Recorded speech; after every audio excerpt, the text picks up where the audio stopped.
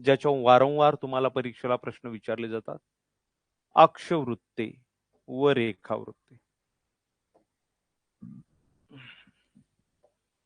अक्षवृत्ते, रेखावृत्ते. चला लक्ष द्या आता. अक्षवृत्त म्हणजे काय आणि रेखावृत्त म्हणजे काय याच्याबद्दल आपण चर्चा करूया आणि परीक्षेला याच्यावर कसे प्रश्न विचारले जातात त्यावर सुद्धा आपण नजर टाकूया. लक्ष द्या आता. सर्वात पहिल्यांदा अक्षवृत्त म्हणजे काय. पहा, ही आहे पृथ्वी.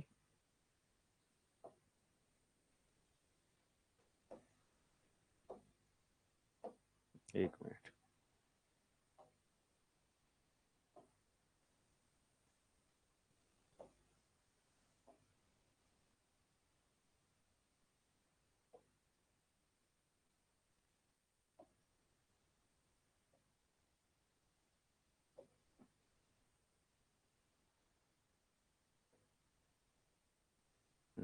चला, अक्षवृत्त म्हणजे काय. अक्षवृत्त म्हणजे पृथ्वीवर काढलेल्या आडव्या काल्पनिक रेषेला अक्षवृत्त असे म्हणतात.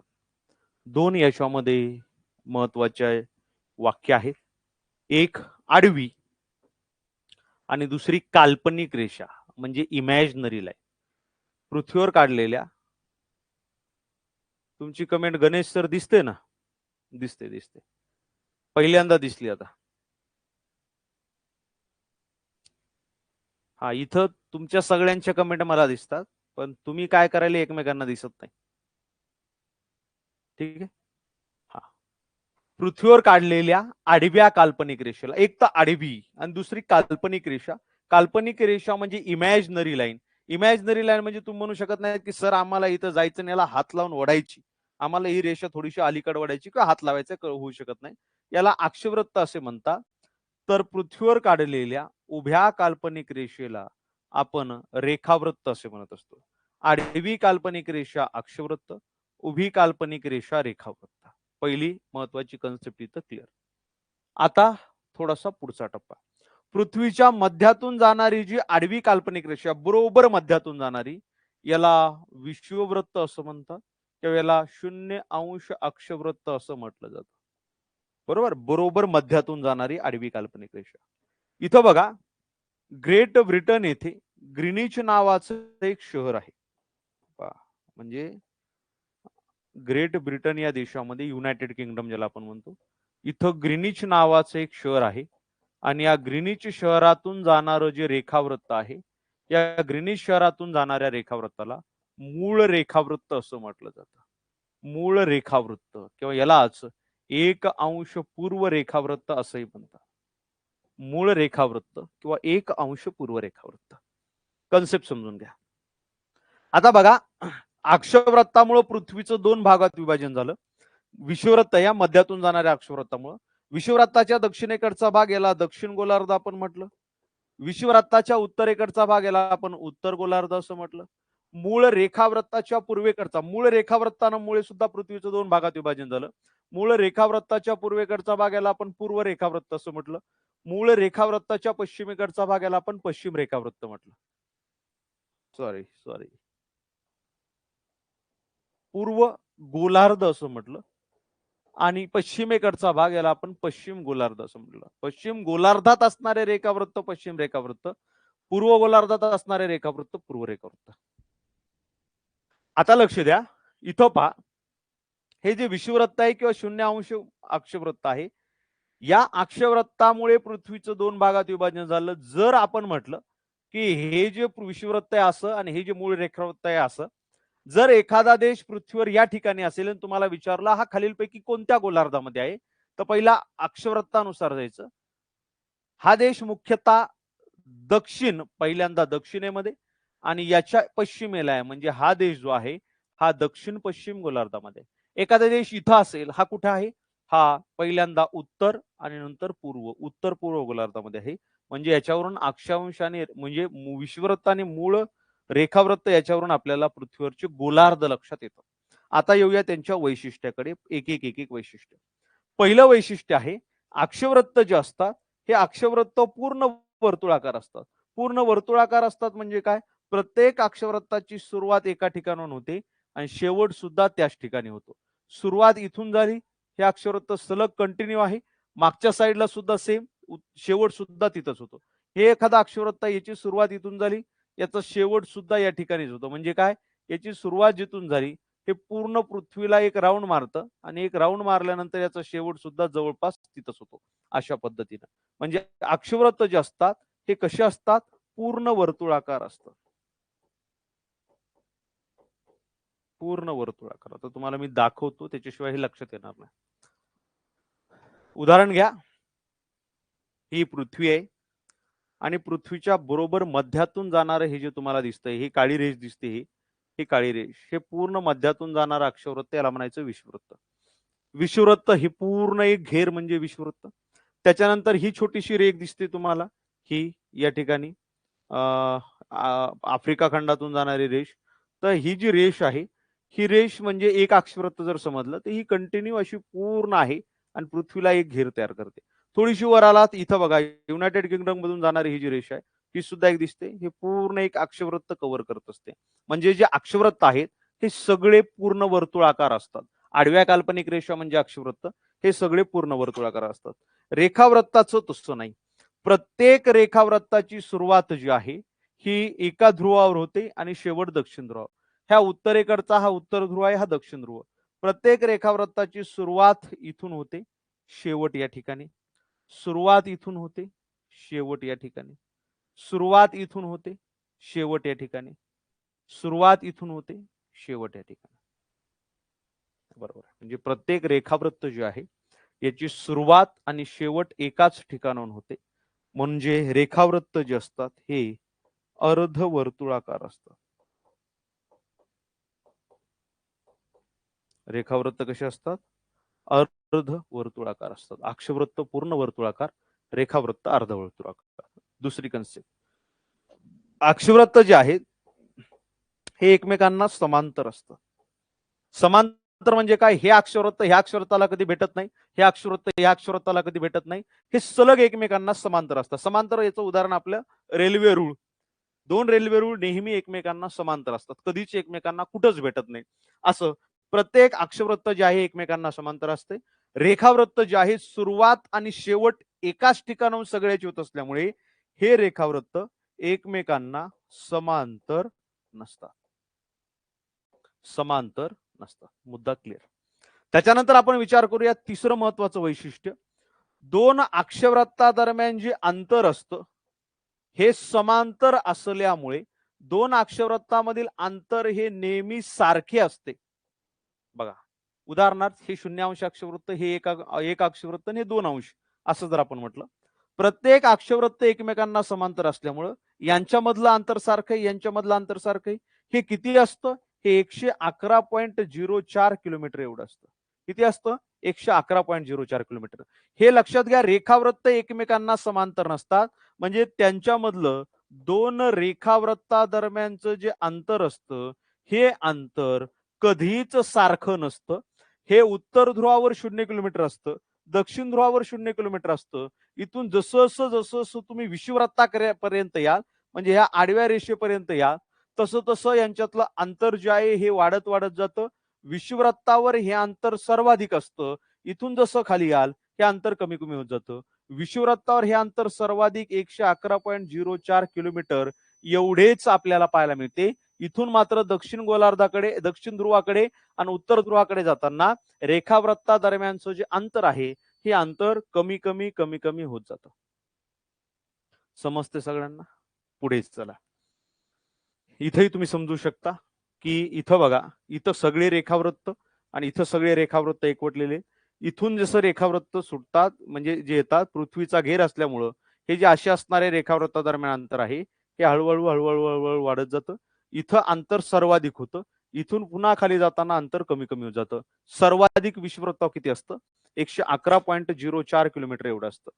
चौथं महत्वाचं वैशिष्ट्य पहा, अक्षवृत्तांची लांबी जी आहे ही लांबी ही कधीच सारखी नसते.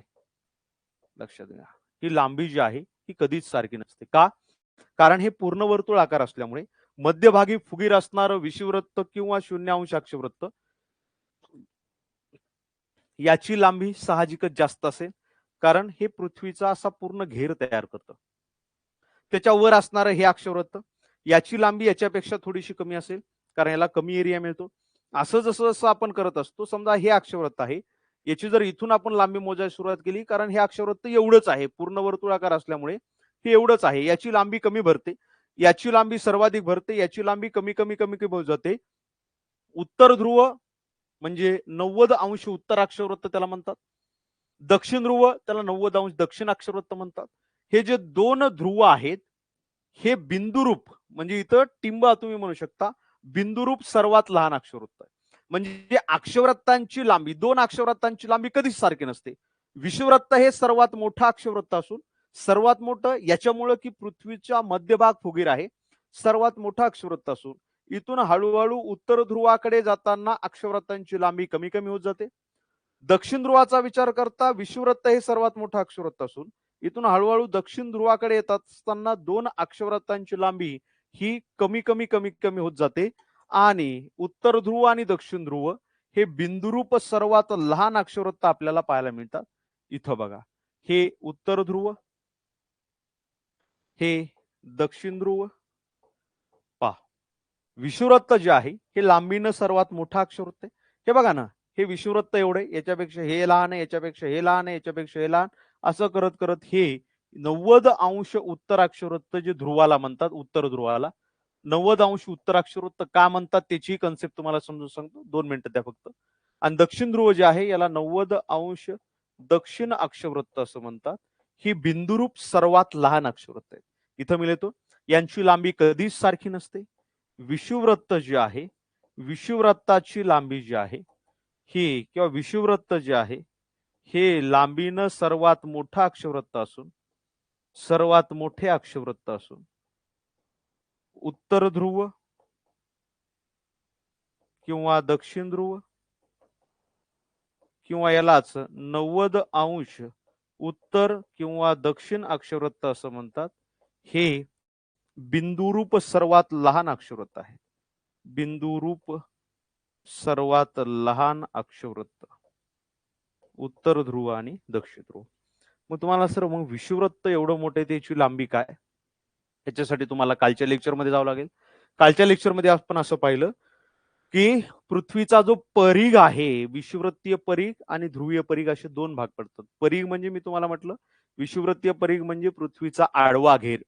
विषुववृत्त पृथ्वीवर काढलेली रेषा आहे, पृथ्वीच्या केंद्रातून नाही, पृथ्वीवर काढलेली रेषा. म्हणजे विषुववृत्तची लांबी ही पृथ्वीच्या विषुववृत्तीय परिघा एवढी आहे आणि ती किती आहे? 40,077 किलोमीटर. किती किलोमीटर? 40,077 किलोमीटर. आता इकडे या रेखावृत्ताकडे. आपण जसं पाहिलं, अक्षवृत्त हे लांबीनं कधीच सारखी नसतात. रेखावृत्ताचं उलट आहे, कारण प्रत्येक रेखावृत्ताची सुरुवात इथे आणि शेवट इथे असल्यामुळे सर्व रेखावृत्तादाराची लांबी जी आहे, सर्व रेखावृत्तांची लांबी जी आहे ही लांबी नेहमी कशी असते? ही नेहमी सारखी असते. लांबी नेहमी कशी असते? सारखी असते. आता इथं परत तुम्हाला प्रश्न पडला असेल की सर ही लांबी सारखी असते, मग दोन रेखावृत्ताची लांबी जर सारखी असेल तर साधारणतः रेखावृत्ताची लांबी किती असते? मी तुम्हाला काय म्हटलं होतं की पृथ्वीचे दोन परिघ आहेत. एक आडवा परिघ ज्याला आपण म्हटलं विषुववृत्तीय परिघ आणि एक उभा परिघ पाहिला होता ज्याला आपण म्हटलं होतं ध्रुवीय परिघ.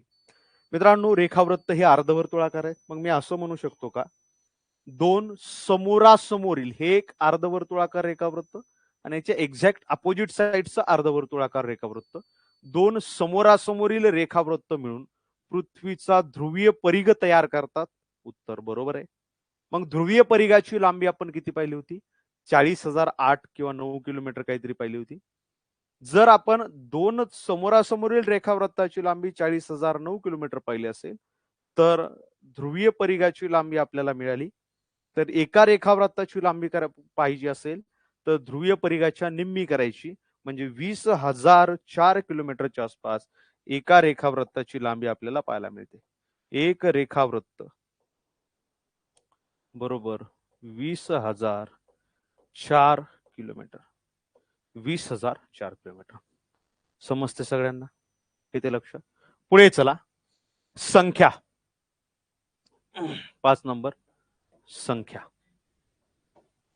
लक्षात घ्या मित्रांनो, विषुववृत्तापासून प्रत्येक अंशावर एक असे 90 रेखावृत्त आहेत. ही कन्सेप्ट तुम्हाला समजून सांगतो.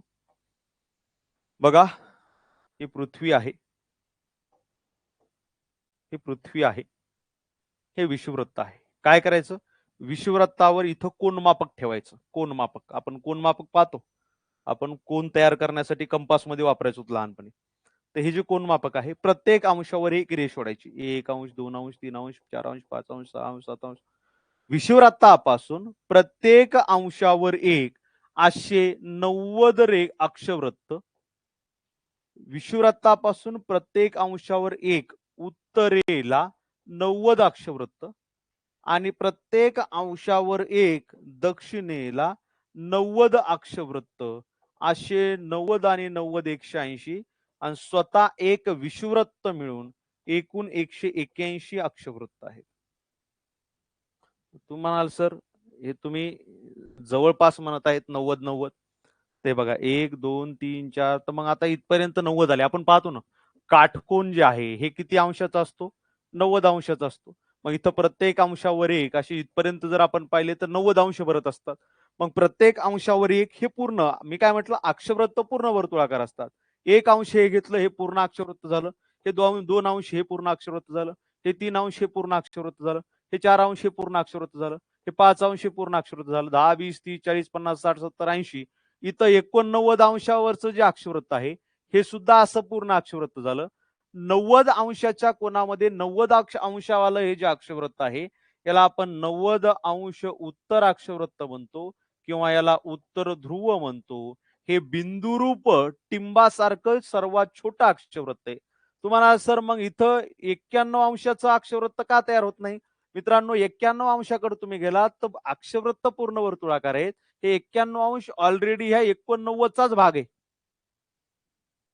91 अंश समजलं? ऑलरेडी ह्या 89चाच भाग आहे.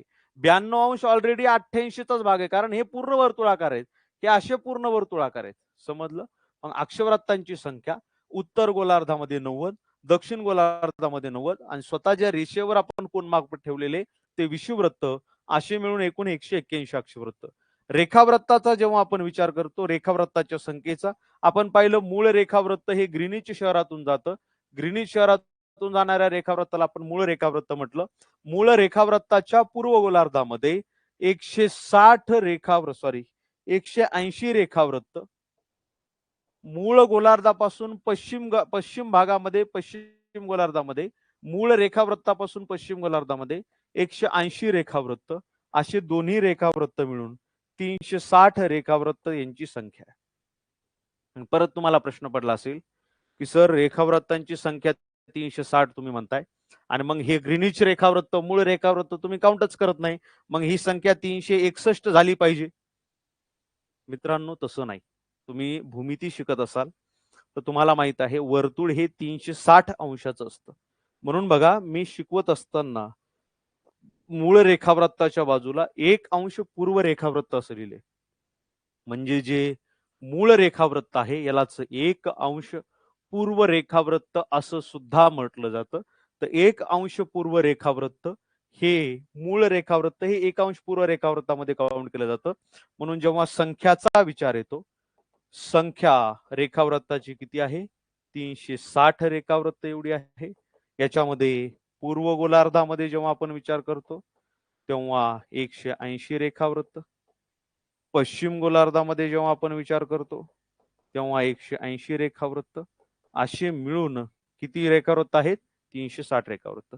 जेव्हा आपण अक्षवृत्तांचा विचार करतो संख्येच्या बाबतीत आताच तुम्हाला सांगितलं एकूण संख्या किती आहे? एकूण संख्या आहे 181 अक्षवृत्तांची.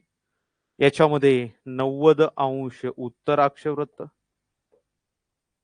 त्याच्यानंतर 90 अंश दक्षिण अक्षवृत्त आणि एक काय आहे? एक विषुववृत्त. असं मिळून एकूण अक्षवृत्तांची जी संख्या आहे ही संख्या आपल्याला 181 पाहायला मिळते.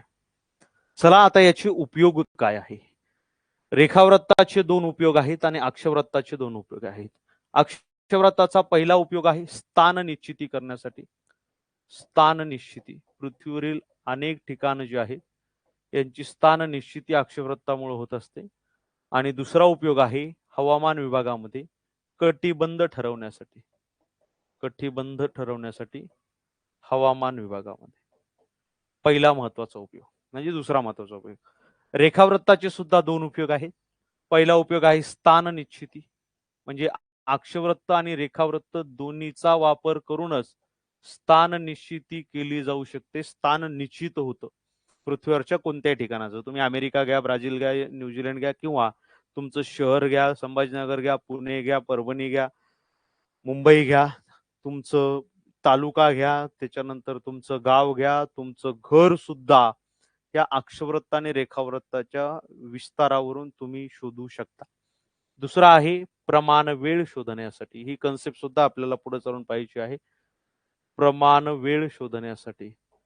प्रमाण वेळ म्हणजे काय. आता आपल्या इथं 6-7 वाजलेले असताना, 6:30 वाजलेले असताना जर तुम्ही ब्रिटनमध्ये जर लाईव्ह कॉल केला तर तिथं वेगळाच टाइम असेल.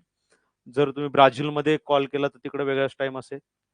आपल्या इथं दिवस संपत आहे तर पृथ्वीचा असा काही भाग असेल की तिथं नवीन दिवस आणखी सुरू सुद्धा झालेला नसेल, सुरू होणार असेल. हे अशा पद्धतीचं म्हणजे आपल्या इथं एखादी वेळ असताना इतर देशामध्ये कोणकोणत्या वेळा असतात किंवा आपल्या देशातली वेळ नेमकी कशी ठरवण्यात आली, स्थानिक वेळ काय, प्रमाण वेळ काय, हे सगळं आपण या कन्सेप्ट मध्ये अभ्यासणार आहोत. चला इथपर्यंत कोणाला अडचण आहे का लेक्चर मध्ये? कमेंट करा फास्ट. इथपर्यंत कोणाला अडचण आहे का?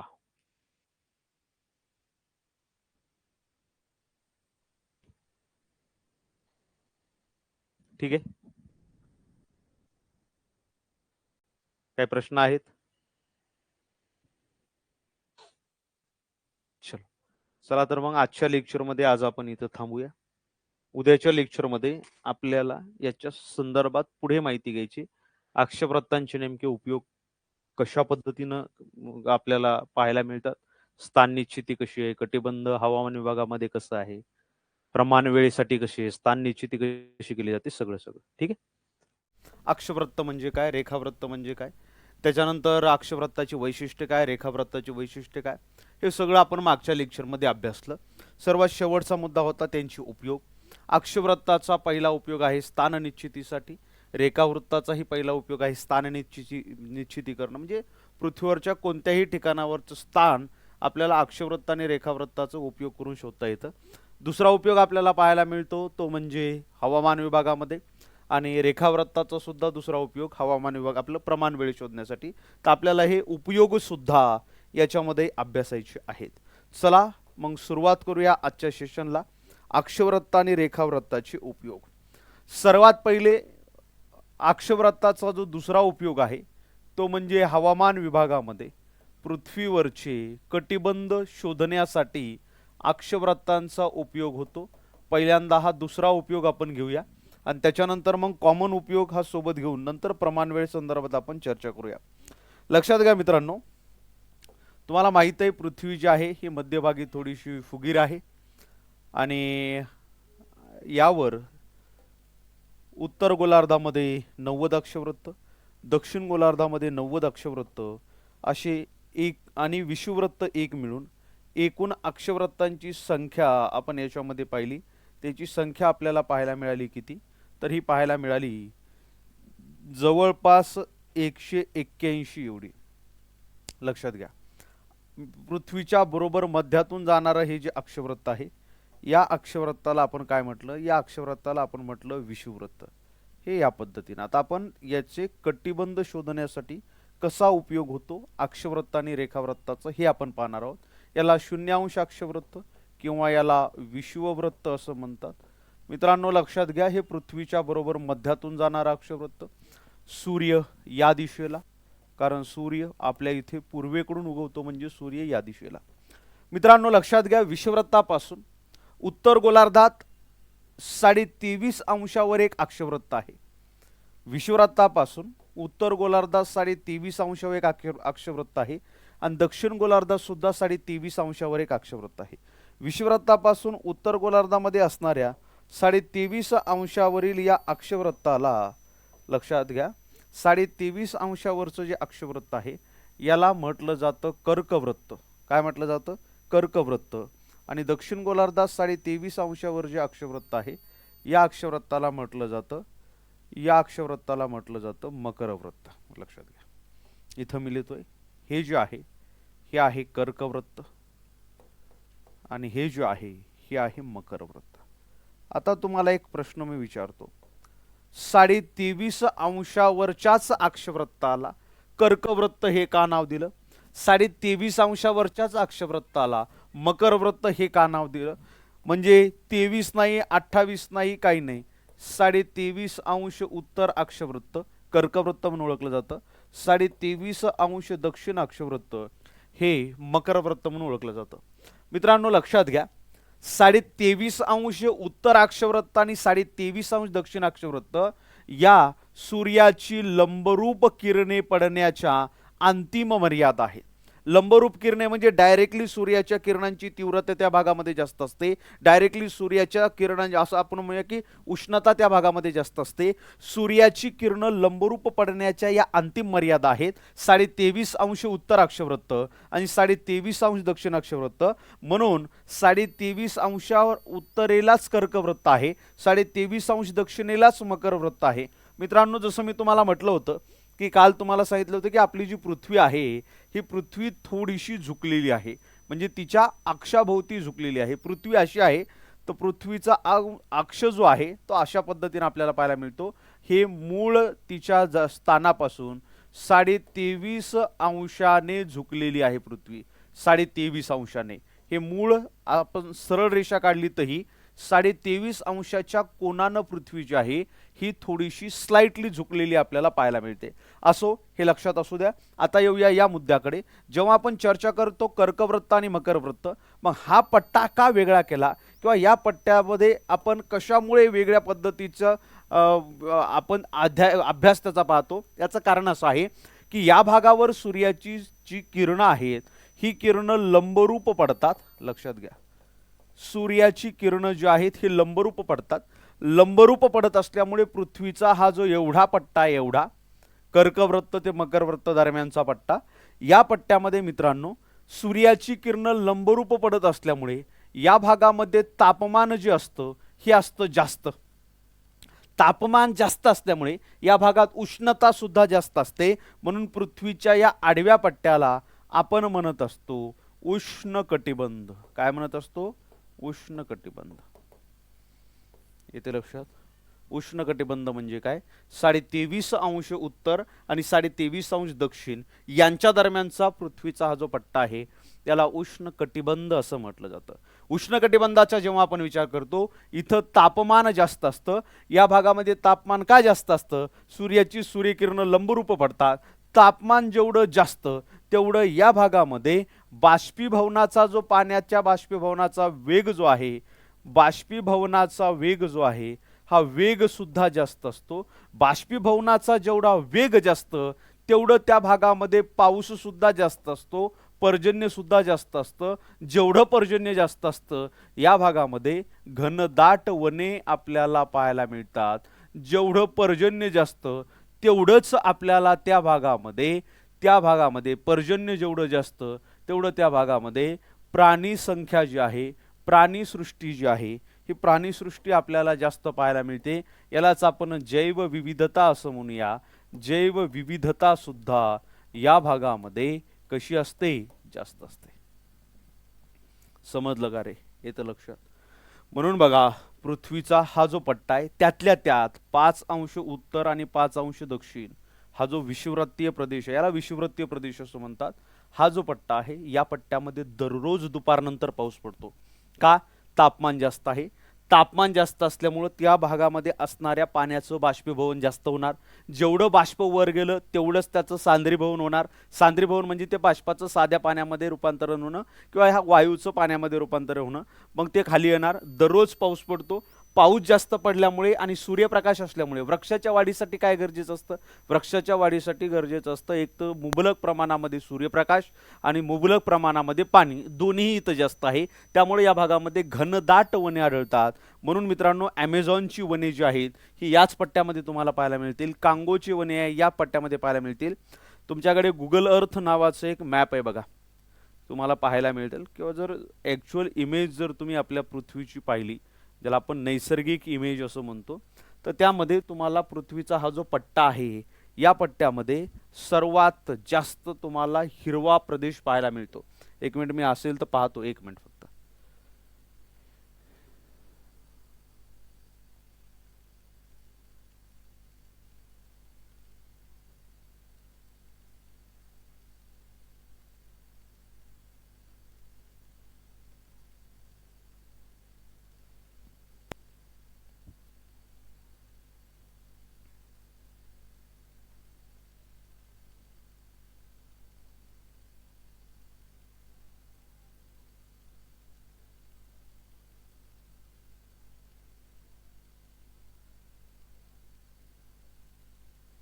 नाही सापडत नाही, ठीक आहे, एखाद्या वेळेस उद्याच्या लेक्चरमध्ये मी तुम्हाला दाखवतो. कन्सेप्च्युअल शिकणं गरजेचं आहे.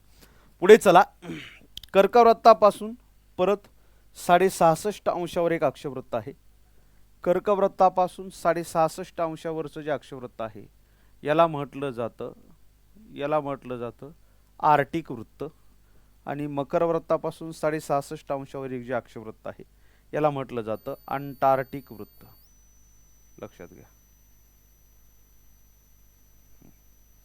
इथं मी लिहितोय 66.5 अंश उत्तर, इथं मी लिहितोय 66.5 अंश दक्षिण. हे आहे आर्टिक वृत्त आणि हे आहे अंटार्क्टिक वृत्त. अंटार्क्टिक वृत्त मित्रांनो, या भागामध्ये सूर्याची जी सूर्यकिरणं आहेत ही तिरपी पडतात. कशी पडतात? तिरपी पडतात. तिरपी. या भागामध्ये सूर्याची सूर्यकिरणं तिरपी पडत असल्यामुळे या भागामध्ये मित्रांनो आणखी एक दुसरा बदल घडतो की या भागामध्ये उत्तरेकडून येणारे जे शीतप्रवाह आहेत, शीत वारे आहेत, ते या भागामध्ये उत्तर ध्रुवाकडून येणारे शीत वारे इथं प्रवेश करतात, पण इथलचं वातावरण थंड राहतं. दक्षिण ध्रुवाकडून येणारे शीत वारे इथं प्रवेश करतात, इथलचं वातावरण थंड राहतं. म्हणून इथं जास्त उष्णताही नसते आणि जास्त शीतपणाही, थंडपणाही नसतो. म्हणून हा जो पट्टा आहे पृथ्वीचा आणि हा पट्टा एवढा म्हणजे कर्कवृत्त ते आर्टिक वृत्त किंवा 23.5 अंश उत्तर ते 66.5 अंश उत्तर याला म्हटलं जातं समशीतोष्ण कटिबंध. काय म्हटलं जातं? समशीतोष्ण कटिबंध. हाही जो पट्टा आहे याला म्हटलं जातं समशीतोष्ण कटिबंध. कोणता कटिबंध?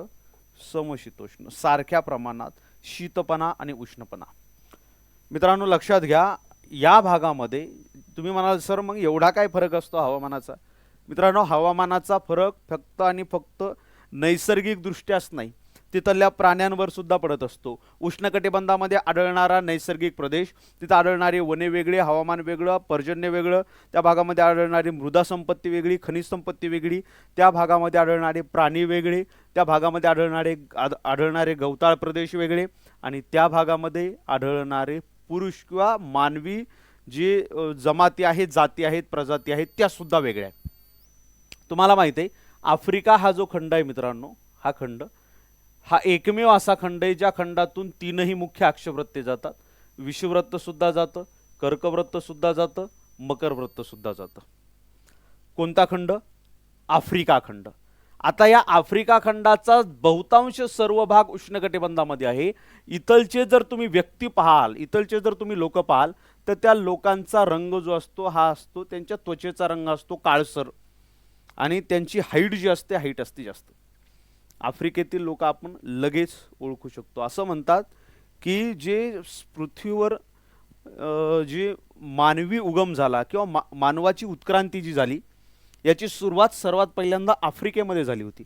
आफ्रिकेमधून जे मानव आहे हा मानव जन्मायला सुरुवात झाला ह्या आफ्रिका खंडामधून.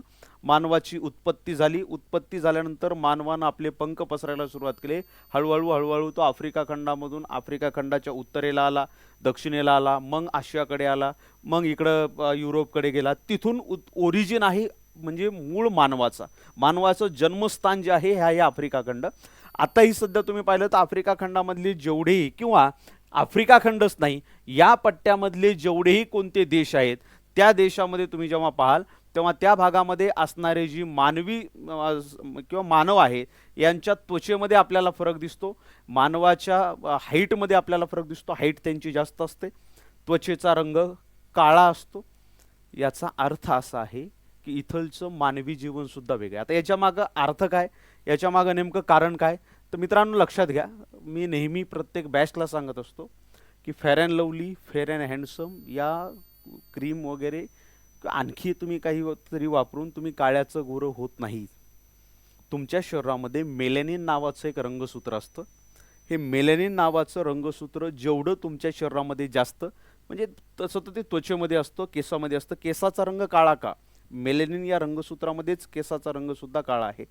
मेलॅनिन हे रंगसूत्र जेवढं तुमच्या त्वचेमध्ये जास्त तेवढं तुमच्या शरीराचा रंग काळा. आता मेलॅनिन काम काय करतं बघा. निसर्ग, मी म्हणलं ना, जगातली सर्वात आपण म्हणूया 7 आश्चर्य हे देशामध्ये, हे त्या खंडामध्ये ते नाही, जगातलं सर्वात मोठं आश्चर्य मानवी शरीर, मानवी बॉडी. आता मानवी त्वचा जी आहे या त्वचेचं सूर्याकडून येणाऱ्या अतिनील किरणांपासून संरक्षण करण्यासाठी या त्वचेला त्याच्यापासून विजा होऊ नये म्हणून आपली त्वचा जी आहे या आपल्या त्वचेमध्ये मेलॅनिन नावाचं रंगसूत्र जे आहे हे स्त्रवलं जातं. आणि मेलॅनिन रंगसूत्र स्त्रवल्यामुळे जेवढी मेलॅनिनची क्वांटिटी जास्त तेवढा तुमच्या त्वचेचा रंग काळा. तुम्हाला जर गोरं व्हायचं असेल तर एकच उपाय आहे जो तुम्हाला सांगतो. ना फेअर अँड लवलीनं माणूस गोरं होणार, ना तुम्हाला काही कोणती फेअर अँड हँडसम लावावे लागणार, ना काही लावावे लागणार. फेअर अँड लवलीनं जर लोक गोरे झाले असते तर पहिल्यांदा फेअर अँड लवलीचा सर्वात जास्त खप आफ्रिका खंडामध्ये झाला असता. हे जे ख्रिस गेल वगैरे हे वेस्ट इंडिजचा संघ जो आहे, जो आपल्याला आता दिसतोय तो तसा दिसला नसता. असा मस्त ख्रिस गेल असा ऑस्ट्रेलियन खेळाडूसारखा किंवा मग आपल्या इंग्लंडच्या खेळाडूसारखा चमकला असता. नाही शक्य. म्हणजे एक लक्षात घ्या, भारताला मूर्खाची बाजारपेठ का म्हणतात. इथं काहीही विकलं जातं.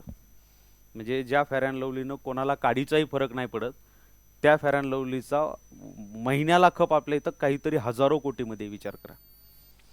तुम्हाला गोरं होण्यासाठी एक मी औषध सांगतो, ते औषध तेवढं लक्षात घ्या.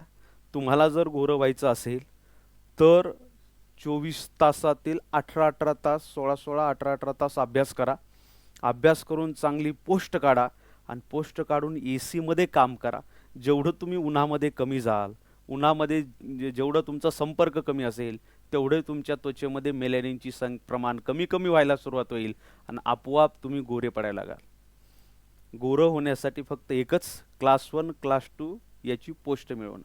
क्लिअर असो. मेलॅनिनचं प्रमाण जेवढं तुमच्या शरीरामध्ये कमी तेवढं तुमच्या त्वचेचा रंग गोरा व्हायला सुरुवात होतो. आणि आपण पाहतो कोणाला कोड येतो. कोड काही रोग नाही, कोड काही आजार नाही.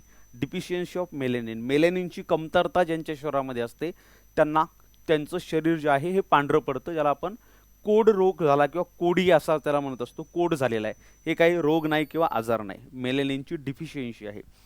म्हणून बघा ना, आता एखादी टी-शर्ट घालणारे पोरं बघा, टी-शर्ट घालणाऱ्या पोरांचा इथून एवढा भाग जो आहे हे काळा असतो आणि इथून टी-शर्ट घातल्याच्या वरचा भाग असतो गोरा. मग हे एवढा थोडासा मळ आहे, तेवढा मळ थोडाच आहे. हे आहे मेलॅनिनमुळं. आपलं मेलॅनिनमुळं ह्या भाग उन्हाच्या संपर्कामध्ये राहतो म्हणून काय होतं, या भागामध्ये मेलॅनिनचं प्रमाण वाढतं. इथून इकडच्या भागामध्ये उन्हाच्या संपर्कामध्ये नसतो म्हणून मेलॅनिनचं प्रमाण कमी, म्हणून तो भाग आपल्याला गोरा पाहायला मिळतो. चला पुढे या.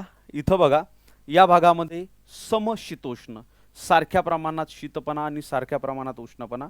म्हणून म्हटलं की जेव्हा युरोपियन भारतावर राज्य करायला आले तेव्हा भारतावर राज्य करत असताना त्यांना भारतातली गरमी सहन होत नव्हती.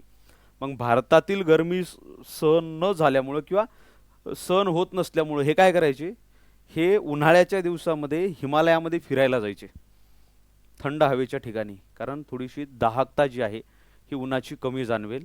आणि 1857च्या उठावाची तारीख जी आहे किंवा 1857च्या उठावाचं नियोजन उन्हाळ्यामध्ये मुद्दाम केलं होतं की हे मुख्य अधिकारी तिथं नसतील आणि त्या संधीचा आपल्याला फायदा घेता येईल. असं असा इतिहास शिकला सुद्धा पाहिजे. चला पुढे चला. आता इथून एवढा पट्टा 66.5 उत्तर ते उत्तर ध्रुव आणि 66.5 दक्षिण ते दक्षिण ध्रुव, हा जो एवढा पट्टा आहे या भागामध्ये सूर्याची सूर्यकिरणं पोहोचू शकत नाहीत आणि सूर्याची सूर्यकिरणं न पोहोचल्यामुळे या भागामध्ये मित्रांनो तुम्हाला उष्णता काहीच पाहायला मिळत नाही.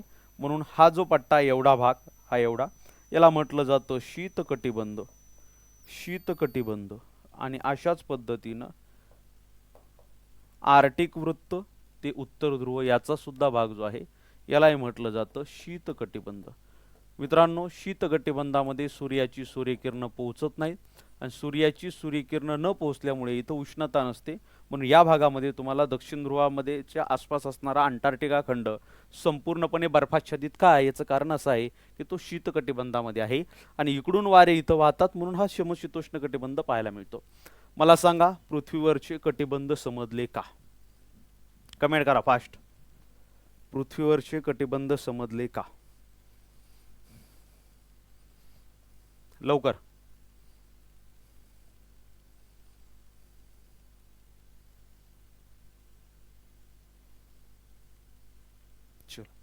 चलायचं पुढं घ्या. आता येऊया पुढचा उपयोग. पहिला उपयोग झाला हवामान विभागामध्ये कटिबंध शोधण्यासाठी. पुढचा उपयोग आहे स्थान निश्चितीसाठी. अक्षवृत्त आणि रेखावृत्ताचा उपयोग करून पृथ्वीवरील अनेक ठिकाणांचं आपल्याला स्थान जे आहे हे स्थान शोधता येतं. आता स्थान निश्चिती कशा पद्धतीने करता येते पहिल्यांदा ते पाहूया. पृथ्वीवर अक्षवृत्त आणि रेखावृत्ताचा वापर करून स्थान निश्चिती कशी करता येते याच्याबद्दल चर्चा करूया. मित्रांनो, तुम्हाला एखादं ठिकाण शोधायचे, स्थान निश्चिती, अक्षवृत्त आणि रेखावृत्ताचा उपयोग, स्थान निश्चिती. मित्रांनो, तुम्हाला एखादा ठिकाण शोधायचे, तर ठिकाण शोधत असताना तुम्हाला त्याचा अक्षवृत्ती आणि रेखावृत्ती विस्तार आपल्याला माहीत असणं गरजेचं आहे. उदाहरणार्थ काय करूया आपण, महाराष्ट्राचं स्थान पृथ्वीवर कुठं आहे हे शोधूया, किंवा आपण काय करूया भारताचं स्थान शोधूया. आपल्याला भारताची स्थान निश्चिती करायची. मग भारत पृथ्वीवर कुठे आहे हे शोधण्यासाठी भारताचा अक्षवृत्तीय विस्तार माहीत असणं गरजेचं आहे आणि भारताचा रेखावृत्तीय विस्तार माहीत असणं गरजेचं आहे. भारताचा अक्षवृत्तीय विस्तार आहे 8°4' उत्तर अक्षवृत्त ते 37°6' उत्तर अक्षवृत्त. 8°6' ते 37°6', 8°4 ते 37°6. रेखावृत्तीय विस्तार जेव्हा आपण पाहतो तेव्हा रेखावृत्तीय विस्तार आपल्याला पाहायला मिळतो 68°7' पूर्व रेखावृत्त ते 97°25' पूर्व रेखावृत्त. इथे आपल्याला पाहायला मिळतं कुठं, भारत. चला आता यांचा वापर करून पृथ्वीवर भारत कुठे आहे हे आपल्याला शोधायचं आहे. त्याच्यासाठी आपलं नेहमीच्या गोष्टी माहीत असणं गरजेचं आहे. हे आहे विषुववृत्त. विषुववृत्तालाच आपण काय म्हटलं, मूळ 0° अक्षवृत्त म्हटलं विषुववृत्ताला. आता हे झालं विषुववृत्त. आता पुढे चला. त्याच्यानंतर मित्रांनो लक्षात घ्या, विषुववृत्तानंतर आपण काढून घेऊया मूळ रेखावृत्त. लक्षात घ्या, विषुववृत्तानंतर आपण काढून घेतलं मूळ रेखावृत्त. ठीक आहे. चला आता हे बघा, हे आहे आपलं 0° अक्षवृत्त किंवा विषुववृत्त आणि आहे मूळ रेखावृत्त. ही आहे आपली पृथ्वी. हा गोलार्ध उत्तर पूर्व गोलार्ध, हा उत्तर पश्चिम गोलार्ध, हा दक्षिण पश्चिम गोलार्ध, हा दक्षिण पूर्व गोलार्ध. चला आता भारताचं स्थान शोधायचे. अक्षवृत्तीय विस्तार पहिल्यांदा आपण इथं अक्षवृत्तीय विस्तार पाहून घेऊया. अक्षवृत्तीय विस्तार आहे 8°4' उत्तर अक्षवृत्त ते 37°6' उत्तर अक्षवृत्त. आता विषुववृत्तामुळे पृथ्वीचं दोन भागामध्ये विभाजन झाले, उत्तर गोलार्ध आणि दक्षिण गोलार्ध. आता 8°4' उत्तर उत्तर शब्द दिलाय म्हणजे आपल्याला विषुववृत्तापासून उत्तरेला जायचंय. चला सुरुवात केली विषुववृत्तापासून. 1 2 3 4 5 6 7 8 इथं कुठंतरी आपल्याला एक अक्षवृत्त मिळालं 8°6' उत्तर अक्षवृत्त. काय केलं 8 अंश 4 मिनिट उत्तर अक्षवृत्त. काय करूया 8 अंश 4 मिनिट उत्तर अक्षवृत्ताची अशी एक रेषा काढून घेऊया. ठीक आहे, ही झाली 8 अंश 4 मिनिट उत्तर अक्षवृत्त. हे काय झालं 8 अंश 4 मिनिट उत्तर अक्षवृत्त. ठीक आहे, इथं मी लिहितोय 8 अंश 4 मिनिट उत्तर अक्षवृत्त. इथून सुरुवात झाली आपल्या कशाची विषुववृत्ताची, आपलं हे विस्ताराची. 8 अंश 4 मिनिटापासून सुरुवात झाली 37 अंश 6 मिनिटापर्यंत. 8 नंतर 9 10 20 25 30 35 आणि इथं कुठंतरी 37 अंश 6 मिनिट उत्तर अक्षवृत्त मिळालं. हे अशा पद्धतीनं मग काय केलं आपण इथं एक रेष मारून ओढून घेतली.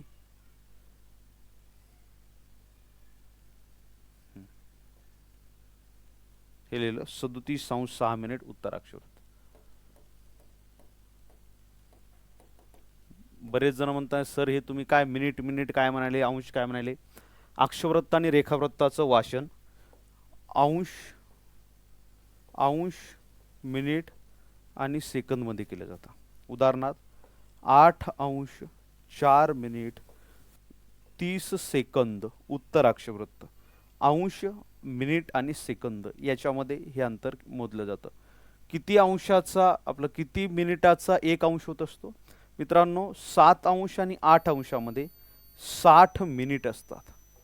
7 अंश आणि 8 अंश म्हणजे 60 मिनिटाचा एक अंश बनत असतो आणि 30 सेकंदाचा 1 मिनिट. बरोबर आहे. आता एवढं डिटेल तुम्हाला नाही आहे, राज्यसेवेचा हा भाग आहे, कंबाईनचा भाग आहे, तर त्या पद्धतीने आपण जाऊया.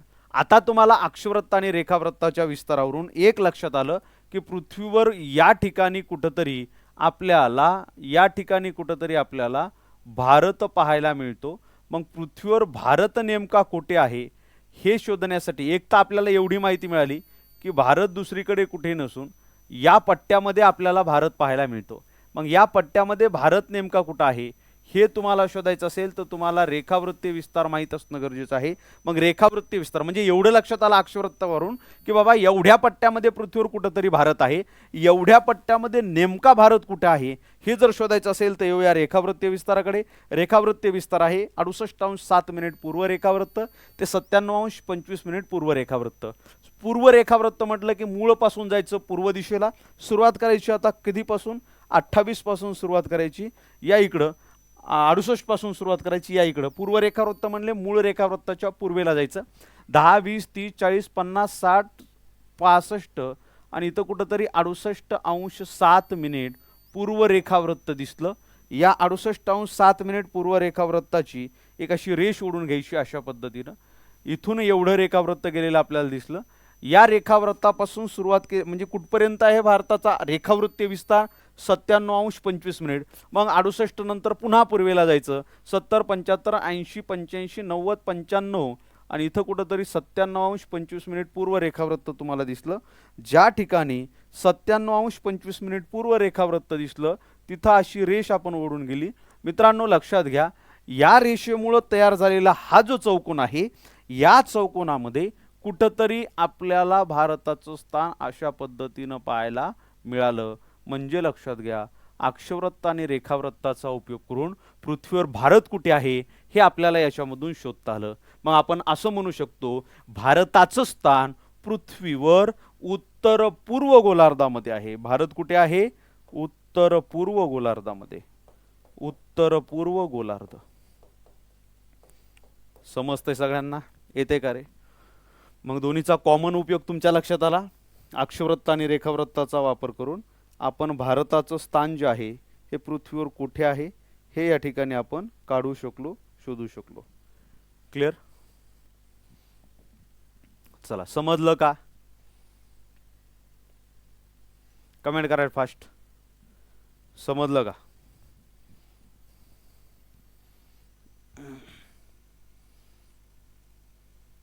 बरेच जण काय असे फक्त पाहत जरा बोलत जा ना तुम्ही आहेत म्हणून सगळं सांगत जा आम्हाला की आहे सर मी पण. चलो चालायचं पुढं. आता येऊया यांचा सेपरेट रेखावृत्ताचा उपयोग. प्रमाणवेळ.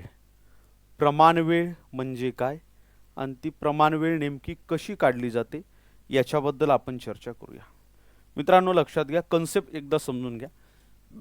दोन पद्धतीच्या वेळा असतात. एक असते स्थानिक वेळ आणि दुसरी असते प्रमाण वेळ. लक्षात घ्या, स्थानिक वेळ आणि दुसरी असते प्रमाण वेळ. रेखावृत्ताचा उपयोग स्थानिक वेळ काढण्यासाठी सुद्धा केला जातो आणि प्रमाण वेळ काढण्यासाठी सुद्धा केला जातो. आता कन्सेप्ट एकदा समजून घ्या. मित्रांनो मला सांगा, पृथ्वी जी आहे या पृथ्वीवर एकूण किती रेखावृत्त आहेत? आपण पाहिलं पृथ्वीवर 360 रेखावृत्त आहेत आणि पृथ्वीला स्वतःभोवती फिरण्यासाठी एक फेरी पूर्ण करण्यासाठी किती वेळ लागतो? तर तिला स्वतःभोवती एक फेरी पूर्ण करण्यासाठी 24 तासाचा वेळ लागतो. मग मी असं म्हणू शकतो का की या एका 24 तासामध्ये हा जो सूर्य आहे या सूर्यासमोरून सर्वच्या सर्व 360 रेखावृत्त जात असतील? मला सांगा, असं म्हणू शकतो का मी की जर पृथ्वीवर 360 रेखावृत्त आहेत प्रत्येक अंशावर एक आणि पृथ्वीला स्वतःभोवती एक फेरी पूर्ण करण्यासाठी जर 24 तासाचा वेळ लागत असतील तर ह्या पूर्ण, समजा मी पृथ्वी माझ्यावर 360 रेखावृत्त आहेत, हा कुठंतरी इथं सूर्य आहे आणि मी जेव्हा माझी पूर्ण एक फेरी इथून पूर्ण करतो, या पूर्ण केलेल्या फेरीमुळे किंवा या पूर्ण केलेल्या फेरीनंतर जेव्हा मी विचार करतो तेव्हा एका फेरीमध्ये 360च्या 360 रेखावृत्त या सूर्यासमोरून गेले असतील? उत्तर आहे हो, बरोबर आहे. समजलं? मग मी असं म्हणू शकतो का की समजा 360 रेखावृत्त सूर्यासमोरून जाण्यासाठी 24 तासाचा वेळ लागत असेल तर 180 रेखावृत्त सूर्यासमोरून जाण्यासाठी 12 तासाचा वेळ लागेल. म्हणजे आपण म्हटलं की सकाळी 12 ते रात्री 12 या वेळेमध्ये आपण मोजल्या तर 180 रेखावृत्त या सूर्यासमोरून गेलेले असतील. पृथ्वी पश्चिमेकडून पूर्वेकडे फिरत आहे, एक एक एक एक रेखावृत्त सूर्यासमोरून जात आहे. मग 90 रेखावृत्त सूर्यासमोरून जाण्यासाठी 6 तासाचा वेळ लागेल, बरोबर आहे. मग 45 रेखावृत्त सूर्यासमोरून जाण्यासाठी 3 तासाचा वेळ लागेल, हे सुद्धा बरोबर आहे. मग 15 रेखावृत्त सूर्यासमोरून जाण्यासाठी 15 त्रिक 45 एका तासाचा वेळ लागेल, हे सुद्धा बरोबर आहे. मग मी याला असं म्हणू शकतो का की 15 रेखावृत्त सूर्यासमोरून जाण्यासाठी एका तासाच्या ऐवजी मी इथं 60 मिनिट लिहितो, बरोबर आहे का? हो. 15 रेखावृत्त जर 60 मिनिटांमध्ये सूर्यासमोरून जाणार असतील तर एक रेखावृत्त सूर्यासमोरून जाण्यासाठी 4 मिनिटाचा वेळ लागतो, हे बरोबर आहे का? गणित समजलं? गणित समजलं? म्हणजे इथं हे रेखावृत्त आहे, उदाहरणार्थ आपण म्हणूया की हे 8 नंबरचं रेखावृत्त आहे आणि हे 7 नंबरचं रेखावृत्त इथे. पृथ्वी पश्चिमेकडून पूर्वेकडे फिरत आहे. 8 नंबरचं रेखावृत्त सूर्यासमोरून पुढे जाऊन 7 नंबरचं रेखावृत्त इथं येईपर्यंत 4 मिनिटाचा वेळ गेलेला असेल, वेळ झालेला असेल, बरोबर का चूक? हे बरोबर आहे, लक्षात घ्या. आता स्थानिक वेळ म्हणजे काय आणि प्रमाण वेळ म्हणजे काय ही कन्सेप्ट तुम्हाला समजून सांगतो. मित्रांनो लक्षात घ्या, ग्रेट ब्रिटन येथील ग्रीनिच शहरातील रेखावृत्ताला, ही पृथ्वी आहे आणि हे आहे मूळ रेखावृत्त. मूळ रेखावृत्त कोणत्या शहरातून गेलेलं आहे? ग्रीनिच शहरातून गेलेलं आहे. मग आपण असं म्हणू शकतो की मूळ रेखावृत्त हे ग्रीनिच शहरातून गेलेलं आहे. ग्रीनिच शहरातील रेखावृत्ताला प्रमाण मानून जगातील प्रत्येक रेखावृत्ताची ही जी स्वतंत्र वेळ असते, या स्वतंत्र वेळेला आपण त्या रेखावृत्ताची स्थानिक वेळ म्हणत असतो. काय म्हणत असतो? स्थानिक वेळ. ग्रीनिशला प्रमाण मानून प्रत्येक रेखावृत्ताची स्वतःची वेळ आहे. उदाहरणार्थ आपण म्हणूया की ही 15 अंश रेखावृत्त हे ग्रीनिशला प्रमाण मानलं, सांगितलं की ग्रीनिचवर जी टाइम आहे याच्या आधारे प्रत्येक रेखावृत्ताचा स्वतःचा टाइम असेल. मग ग्रीनिशला समजा आपण जर म्हणूया की आता आपण वाजलेले समजा 5:30 वाजलेले आहेत, बरोबर आहे. ग्रीनिशला 5:30 वाजलेले आहेत, तर 15 अंश रेखावृत्त जे आहे, ग्रीनिश रेखावृत्त आणि 15 अंश रेखावृत्त याच्यामध्ये 15 रेखावृत्ताचा फरक असल्यामुळे एक रेखावृत्त सूर्यासमोरून जाण्यासाठी 4 मिनिटाचा वेळ लागतो. 15 गुणिले 4 म्हणजे जवळपास 60 मिनिट, म्हणजे 1 तासाचा वेळ जो आहे हा आपल्याला दोन्ही ठिकाणच्या रेखावृत्तामध्ये पाहायला मिळतो. इथं जर 5:30 वाजलेले असतील तर ही वेळ यापेक्षा 1 तासाने पुढे असेल, कारण इथपर्यंत सूर्य, ही बाजू अगोदर सूर्याच्या समोर येते नंतर ही येते. तर इथं जर 5:30 वाजलेले असतील तर या ठिकाणी आपण जेव्हा कन्सिडर करतो तेव्हा इथे 1 4:30 वाजलेले असतील. एका तासाने ही वेळ पुढे आहे. मग या प्रत्येक रेखावृत्ताला स्वतःच्या वेळा देण्यात आलेल्या आहेत. स्थानिक वेळ म्हणजे काय?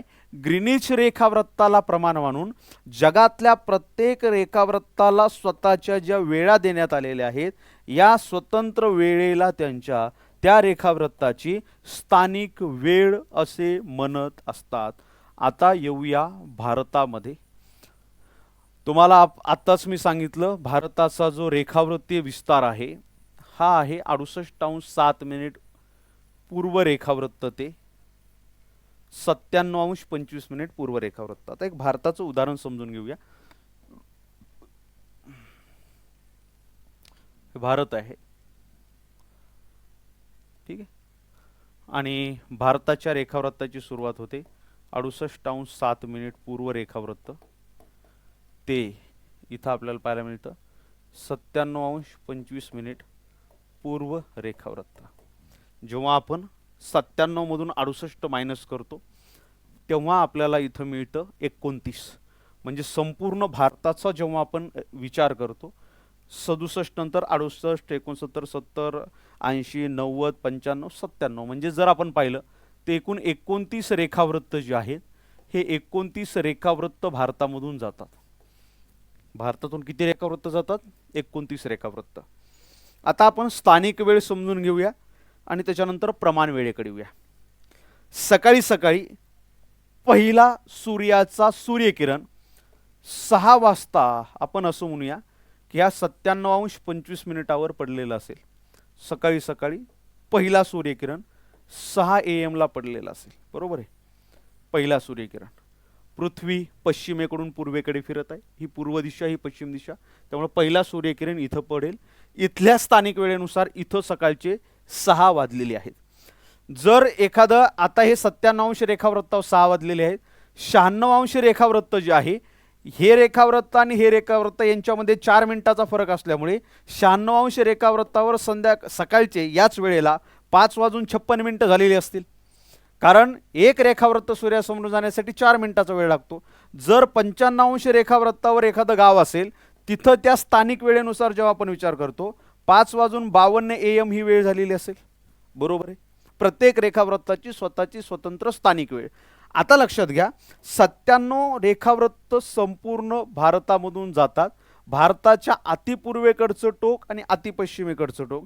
जर अतिपूर्वेकडच्या टोकाला जर सकाळचे 6 वाजलेले असतील आणि पहिला सूर्यकिरण गेलेला असेल स्थानिक वेळेनुसार प्रत्येक रेखावृत्ताच्या, तर 68.7 पूर्व रेखावृत्तावर जे ठिकाण आहे या ठिकाणाचा जेव्हा आपण विचार करतो तेव्हा दोन्हीमध्ये 29 रेखावृत्त असल्यामुळे 29 गुणिले 4, 29 गुणिले 4 होतात 116. म्हणजे दोन्हीच्या वेळेमध्ये 116 मिनिटाचा फरक आहे. याला जेव्हा आपण तास आणि मिनिटामध्ये कन्वर्ट करतो तेव्हा दोन्हीच्या वेळेमध्ये 1 तास 56 मिनिटाचा फरक आहे. कोणत्या वेळेमध्ये? स्थानिक वेळेमध्ये. मग लक्षात घ्या, इथं जर सूर्याचा पहिला सूर्यकिरण सकाळी 6 वाजता पडलेला असेल, त्याच वेळी या 68° कोणतेही ठिकाण असेल त्या ठिकाणची वेळ या वेळेपेक्षा 1 तास 56 मिनिटांनी मागे असेल. मग या ठिकाणची वेळ सकाळी 4:04 झालेली असेल स्थानिक वेळेनुसार. हे समजलं का? एवढं समजलं का सांगा? एक एक टप्पा. आता हे थोडंसं किचकट आहे, अवघड, तुम्हाला म्हणजे समजायला थोडंसं अवघड वाटत नवीन काही लोक असतील त्यांना. इथपर्यंत समजलं का? दोन्हीच्या स्थानिक वेळेमध्ये फरक झालेला.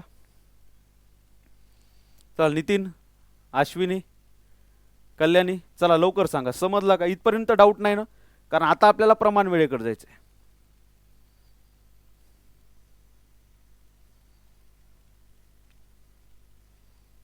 ठीक आहे, चला आता बघा.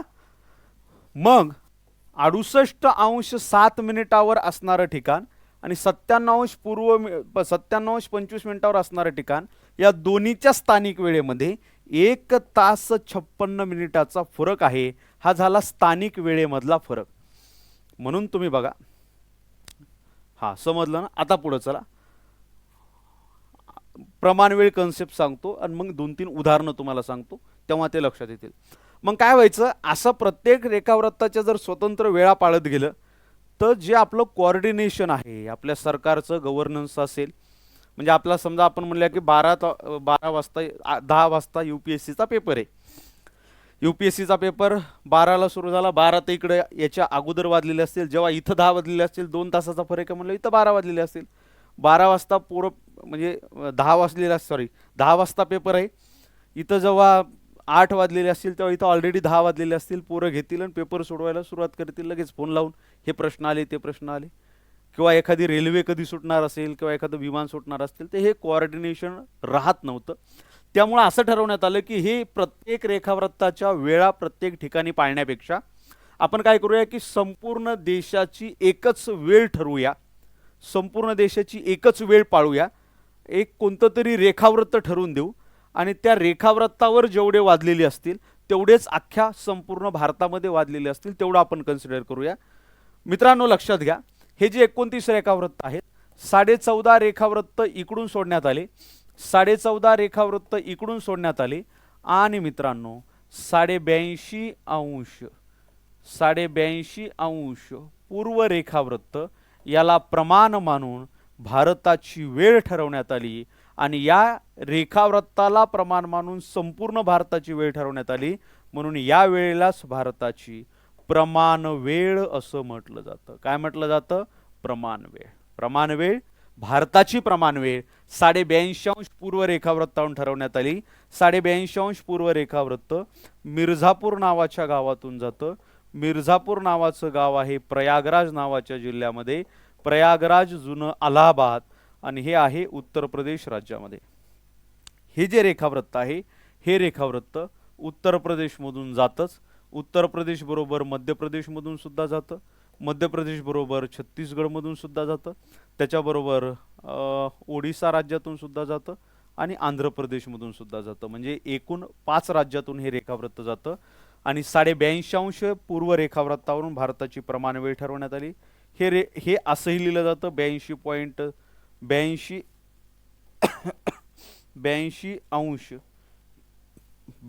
82 30 मिनिट पूर्व रेखावृत्त, किंवा याला असंही लिहिलं जातं 82.5 पूर्व रेखावृत्त, किंवा याला असंही लिहिलं जातं 82.5 अशा पद्धतीनं अंश पूर्व रेखावृत्त. याच्यामुळं काय झालं? याच्यामुळं संपूर्ण भारतामधलं वेळेचं कोऑर्डिनेशन झालं. म्हणजे असं कसं व्हायचं, समजा ही मध्ये समजा 12चा कार्यक्रम ठरवलेला आहे, नरेंद्र मोदी म्हणायचे की ठीक आहे 11 वाजता आपण काय करूया, 11 वाजता कार्यक्रम ठरवूया आपण अरुणाचल प्रदेशला. दिल्ली मध्यभागी येते, दिल्ली याच्या जवळच इथं मध्यभागी येते. मग 11 वाजता कार्यक्रम ठरवू म्हणल्यानंतर हे काय करायचे, इथून 10 वाजता निघायचे हेलिकॉप्टरनं, म्हणले की 1 तास लागेल जायला, 11 वाजताचा कार्यक्रम आहे. पण जेव्हा 11 वाजताचा कार्यक्रम यांनी इथून ठरवलेला असायचा तेव्हा ही वेळ या वेळेच्या स्थानिक वेळेपेक्षा 1 तासानं पुढे इथं ऑलरेडी 12 वाजलेले असायचे आणि हे जेव्हा 10ला निघून इथं 11ला पोहोचायचे तेव्हा 12 वाजून गेलेले असायचे. लोक कार्यक्रमाला येऊन निघून गेलेले असायचे. येते लक्षात? हे कोऑर्डिनेशन राहत नव्हतं. त्यामुळं हे उदाहरण दिलं तुम्हाला. त्यामुळं या दोन्हीचा मध्य साधून एक वेळ ठरवण्यात आली, याला म्हटलं गेलं प्रमाण वेळ. म्हणजे 82.5 पूर्व रेखावृत्तावर जेवढेही वाजलेले असतील तेवढा संपूर्ण टाइम या ठिकाणी तुम्हाला संपूर्ण भारतभर पाहायला मिळतो. म्हणून लक्षात घ्या, भारत आणि साऊथ आफ्रिकेची गुवाहाटी जी टेस्ट होती, गुवाहाटी इथे आसाम राज्यामध्ये, या टेस्टमध्ये पूर्ण ओव्हर खेळवलेच जात नव्हते. म्हणजे तिथं काय व्हायचं, ही नॉर्मली आपण बघूया की प्रमाण वेळेपेक्षा इथलची स्थानिक वेळ 1 तासानं पुढे. नॉर्मली 9:30ला सामना सुरू झाला म्हणजे तिथं ऑलरेडी 10:30 वाजलेले असायचे, बरोबर आहे, कारण ही स्थानिक वेळ पुढे गुवाहाटीची म्हणलं आपल्यापेक्षा, म्हणजे आपल्या मेन याच्यापेक्षा ॲव्हरेज आपण 1 तासानं पुढे समजूया. तर संध्याकाळी 5 पर्यंत खेळ व्हायचा, तर इथं ऑलरेडी 6 वाजलेले असायचे. त्यामुळं लाईट नसल्यामुळे व्यवस्थित इथं पूर्ण ओव्हर टाकलेच गेले नव्हते किंवा खेळवले गेले नाही. याचं कारण होतं त्या ठिकाणची स्थानिक वेळ आणि भारताच्या प्रमाण वेळ या दोन्हीमध्ये असणाऱ्या फरकामुळे. क्लिअर? मग भारताची प्रमाण वेळ 82.5 पूर्व रेखावृत्तावरून ठरवण्यात येते. हे रेखावृत्त मिर्झापूर प्रयागराज या ठिकाणाहून गेलेलं आपल्याला पाहायला मिळतं. तुम्हाला स्थानिक वेळ समजली, तुम्हाला प्रमाण वेळ सुद्धा समजली. असंच ग्रीनिच रेखावृत्ताला प्रमाण म्हणून जगभरातील सर्व देशांच्या प्रमाण वेळा शोधता येतात. जसं की आपण असं म्हणूया की हे ग्रीनिचचं रेखावृत्त आहे. ग्रीनिच रेखावृत्त याला आपण मूळ रेखावृत्त सुद्धा म्हणतो आणि या मूळ रेखावृत्तापासून भारताची प्रमाण वेळ ही 82.5 अंश पूर्व रेखावृत्तावर आहे, म्हणजे 82.5 अंशानं भारताची प्रमाण वेळ पुढे. मग जगातल्या इतर देशाच्या प्रमाण वेळा कशा शोधल्या जातात, तर मित्रांनो लक्षात घ्या की आपण काय करूया, 15-15 अंशाचं एक एक तासाचं एक शेड्यूल बनवूया. 15, 30, 45, 60, त्याच्यानंतर 75, त्याच्यानंतर 90. ठीक आहे. भारताची प्रमाण वेळ जी आहे ही प्रमाण वेळ 82.5 अंश पूर्व रेखावृत्तावर ठरवण्यात आली. जे रेखावृत्त 15, 30, 45, त्याच्यानंतर 60, 75, 90. आता लक्षात घ्या, 75 अंशावर जेवढी कोणता देश असेल आणि भारत इथं 82.5 अंश. 82.5 अंश म्हणजे काय, 75 मध्ये 7.5 जर तुम्ही टाकले तर 82.5 होतात, 82.5 मध्ये 7.5 जर टाकले तर 90 होतात. भारताची प्रमाण वेळ आणि 75 अंशावर असणारा कोणताही देश, समजा मी म्हटलं की सध्या भारतामध्ये 6 वाजलेले आहेत बघा, सध्या भारतामध्ये 6 PM ची वेळ झालेली आहे. यावेळी जगातल्या इतर देशामध्ये कोणत्या कोणत्या वेळा असतात समजून घ्या, मग तुम्हाला इथं प्रमाण वेळ समजून जाते. आता 75 अंशावर आहे पाकिस्तान, भारताची प्रमाण वेळ 82.5 अंशावर आहे, पाकिस्तानची 75 अंशावर आहे. भारताची 82.5 आणि पाकिस्तानची 75, दोन्हीच्या दरम्यान 7.5 रेखावृत्ताचा फरक आहे. मित्रांनो 15 रेखावृत्ताचा फरक म्हटल्यानंतर 60 मिनिटाचा फरक होतो, 7.5 रेखावृत्ताचा फरक म्हटल्यानंतर 30 मिनिटाचा फरक. मग इथं जर 6 वाजलेले असतील तर 75 अंशावर असणाऱ्या पाकिस्तानमध्ये संध्याकाळचे 5:30 वाजलेले असतील. समजलं. आता 60 अंशावर कोणताही देश असेल, 60 अंशाचा देश आणि 75 अंशावरचा देश, दोन्हीमध्ये 15 रेखावृत्ताचा फरक, 15 रेखावृत्ताचा फरक म्हणजे एका तासाचा फरक, एका तासाचा फरक म्हणजे इथं जर 5:30 वाजलेले असतील तर 60 अंश पूर्व रेखावृत्तावर जोही कोणता देश आहे इथं संध्याकाळचे 4:30 वाजलेले असतील PM. 45 अंश रेखावृत्ताचा देश आणि 60 अंश रेखावृत्ताचा कोणताही देश, दोन्हीमध्ये 15 रेखावृत्ताचा फरक म्हणजे एका तासाचा फरक, एका तासाचा फरक म्हणजे 75 अंशावर जोही कोणता देश असेल त्या ठिकाणची सध्याची वेळ जी आहे याच्यापेक्षा 1 तास मागे 3:30 वेळ झालेला असेल. 45 अंश रेखावृत्त आणि 30 अंश रेखावृत्त, दोन्हीमध्ये 15 रेखावृत्ताचा फरक म्हणजे एका तासाचा फरक, एका तासाचा फरक म्हणजे इथं जर 3:30 वाजलेले असतील तर 30 अंश रेखावृत्तावर आपल्याला दुपारचे 2:30 वाजलेले पाहायला मिळतील. इथं 15 अंशावर कोणताही जो देश असेल तो देश आणि 30 अंशावरचा देश याच्यामध्ये 15 रेखावृत्ताचा फरक म्हणजे एका तासाचा फरक. इथं जोही कोणता देश असेल तिथं दुपारचे सध्या 1:30 वाजलेला असेल, 1:30. आत्ता मी लाईव्ह तुम्हाला शिकवतोय तेव्हा. इथं बघा ग्रीनिच रेखावृत्त म्हणजे लंडन वगैरे ग्रेट ब्रिटन या ठिकाणचे हे रेखावृत्त, इथलचं रेखावृत्त आणि 15 अंश रेखावृत्त याच्यामध्ये 15 रेखावृत्ताचा फरक म्हणजे एका तासाचा फरक. म्हणजे इथं जेव्हा तुम्ही लंडनचा विचार करता तेव्हा सध्या दुपारचे 12:30 वाजलेले पाहायला मिळतात. किती वाजलेले? 12:30 वाजलेले. भारताची जी वेळ आहे ती वेळ लंडनच्या वेळेपेक्षा 1, 2, 3, 4, 5 तास आणि हे 30 मिनिट. भारताची वेळ लंडनच्या वेळेपेक्षा किंवा ग्रीनिच वेळेपेक्षा भारत 5 तास 30 मिनिटाने पुढे आहे. 30 मिनिटाने कसा आहे? पुढे आहे. ब्राझील हे 45 अंश पश्चिम रेखावृत्तावर, 45 अंश पश्चिम रेखावृत्त जे आहे याच्यावर ब्राझील आहे. जेव्हा आपण ब्राझीलचा विचार करतो तेव्हा लक्षात घ्या ब्राझील आहे 45 अंश रेखावृत्तावर. लंडनला आता सध्या दुपारचे 12:30 वाजलेले आहेत. जेव्हा 15 अंश रेखावृत्ताचा विचार करतो एका तासाचा फरक, एका तासाचा फरक म्हणजे 15 अंश पश्चिम. आता इकडे पश्चिम सुरू झाला बरं का, हे पूर्व रेखावृत्त झाले, आता इथून पश्चिम सुरू झाले. पश्चिम रेखावृत्ताचा जेव्हा आपण विचार करतो 15 अंश पश्चिम रेखावृत्तावर सकाळचे 11:30 वाजलेले आहेत, AM सुरू झालं इथं आता. त्याच्यानंतर 30 अंश रेखावृत्तावर सकाळचे 10:30 वाजलेले आहेत, AM सुरू झालं. आणि ब्राझील जे आहे 45 अंश पश्चिम रेखावृत्तावर ब्राझीलची प्रमाण वेळ आहे. जेव्हा आपण ब्राझीलचा विचार करतो ब्राझील या ठिकाणी सकाळचे 9:30 झालेले आहेत.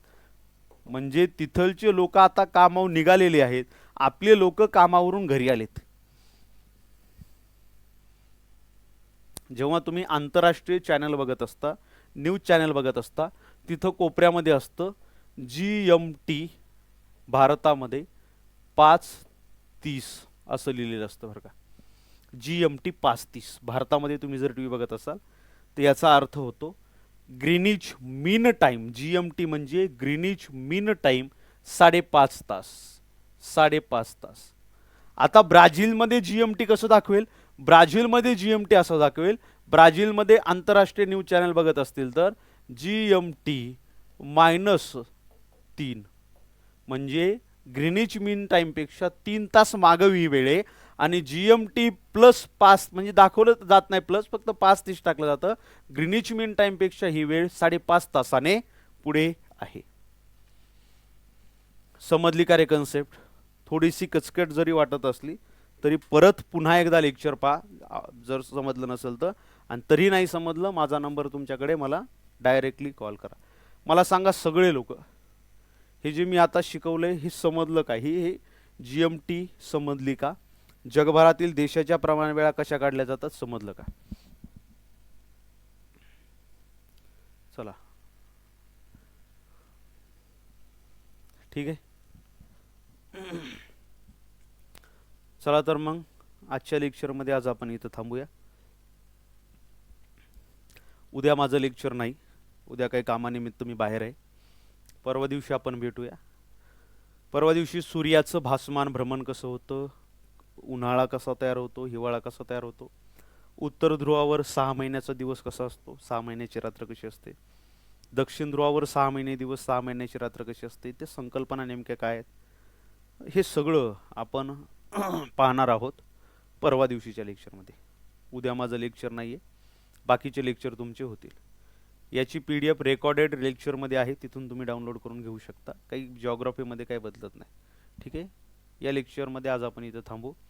राहिलेला भाग आपण पुढच्या लेक्चरमध्ये कंटिन्यू करू. धन्यवाद.